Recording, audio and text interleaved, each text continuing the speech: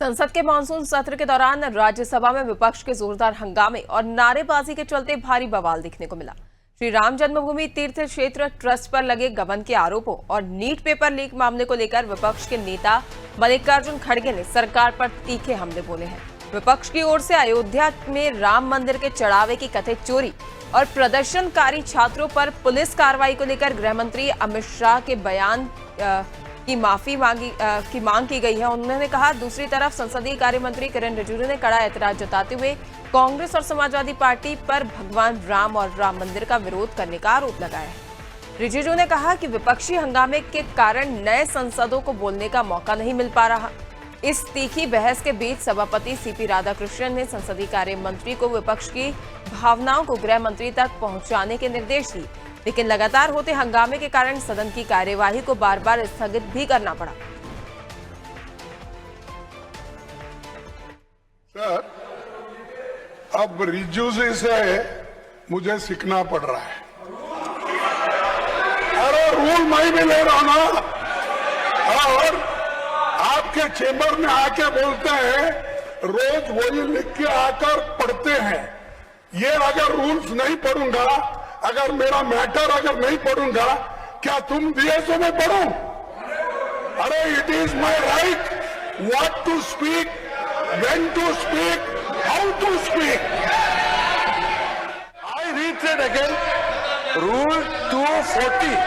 I had already quoted that time also, that while you had given him chance to speak every day, he kept on raising the same matter which he raised for 7 days. That is why the rule was specifically mentioned that a member cannot refer to the same matter which he has already spoken with the permission of the chair. तो देखिए, संसद में monsoon सत्र के दौरान विपक्ष का इस दौरान भारी हंगामा देखने को मिल रहा है। वहीं इस पर अधिक जानकारी के लिए सहयोगी आलोक हमारे साथ दिल्ली से जुड़े हुए हैं। आलोक, जो संसद सत्र में विपक्ष का हंगामा देखने को मिल रहा है, इसके कारण जो है कार्यवाही कई बार स्थगित करनी पड़ी, जिससे व्यवधान उत्पन्न हो रहा है और जो अहम चर्चाएं हैं वो नहीं हो पा रही और इसके साथ ही जो किरेन रिजिजू है, उनका ये भी कहना है कि नए सांसदों जो नए बोलने का मौका भी नहीं मिल पा रहा है।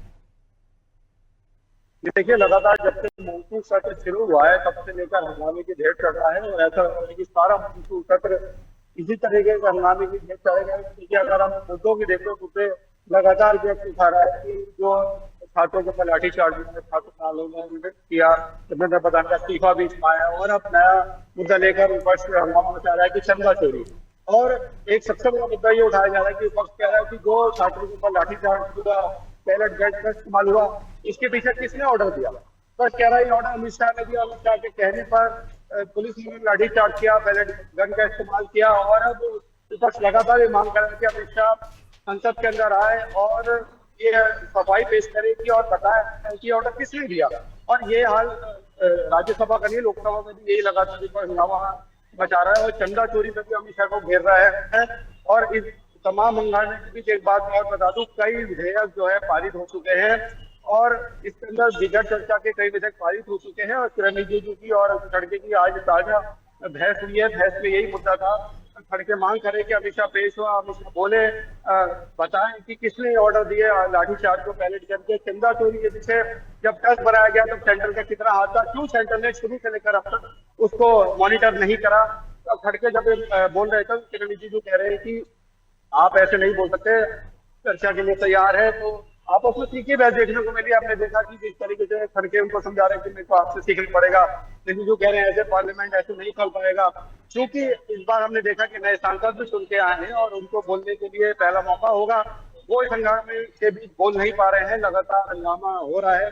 2 बजे तक के लिए स्थगित किया गया था संसद और फिर उसके बाद फिर हंगामा हुआ तो कल तक के लिए स्थगित कर दिया गया। स्थगित होने के बीच जो है विधेयक एक पारित कर दिया गया है। लेकिन सवाल ये है, जो जनता ये सुनती है सांसदों की संसद में जाए, हमारे जो समस्या है वो एकदम आप बताएं, लेकिन वो सब काम हो नहीं पा रहा है। इससे सत्तारूढ़ दल ये कह रहा है कि आप उसके लिए चुने गए हो, वो तो आप काम कर नहीं रहे हैं, लगातार हंगामा कर रहे हैं, जिसकी वजह से जो जनता के जो कठिनाइयां हैं, जो अभी सुविधा उनको प्राप्त नहीं हो पा रही है, जो समस्या है उनको यहाँ पे बोलने, उनके बारे में यहाँ पे बोला नहीं जा रहा है। लेकिन सत्तारूढ़ पार्टी कह रही है कि हम हर चर्चा के लिए तैयार है, लेकिन अमित शाह की संसद के काम को लेकर लगातार खड़ा हुआ है। हमने देखा किस तरीके से आज उन्होंने जुलूस निकाला कि अमित शाह को वापस लाओ, लाठी चार्ज किसने कराया, पैलेट बम किसने ऑर्डर दिया मारने का, और संदा चोरी पर देखिए 2027 में चुनाव भी है, और अगर मैं समीकरण की बात करूँ 27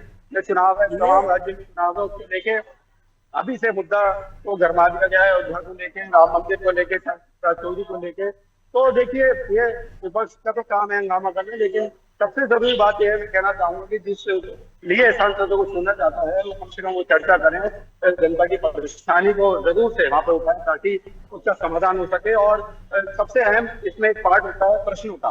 प्रश्न पूछे जाते हैं, सरकार जवाब देती है, उसमें पता चलता है कि अभी तक जो सुविधाएं, कितनी सुविधाएं मिली है, कितना पैसा खर्च हुआ है, कहाँ पे पैसा खर्च हुआ है, कि प्रश्नकाल के दौरान ही होता है। लेकिन वो भी पार्ट नहीं आ पा रहा है क्योंकि निगरानों की वजह से रोज बरोज देख रहे हैं कि जो है सदन को स्थगित कर दिया जाता है। आगे भी तो कह नहीं सकते कि जब तक अमित शाह पेश नहीं होंगे लगातार कोई इस तरह से हंगामा करेगा, और अब यही मांग करेगा अमित शाह आए और सफाई पेश करें और बताएं किसने ये ऑर्डर दिए छात्रों में लाठी चार्ज का। जी बिल्कुल आलोक, क्रमानुसार कार्यवाही तभी चलेगी जब विपक्ष की ओर से चलने दिया जाएगा। यदि ऐसे ही हंगामा चलता रहा तो निश्चित तौर पर कार्रवाई को बार बार स्थगित करना पड़ेगा, जैसा कि देखने को मिल रहा है। आपका जुड़ने के लिए, जानकारी साझा करने के लिए बहुत बहुत धन्यवाद। देखिए, मल्लिकार्जुन खड़गे और किरेन रिजिजू के बीच तीखी बहस इस दौरान संसद में देखने को मिली है, और इसके साथ ही संसद की कार्यवाही कई बार स्थगित भी करनी पड़ी है।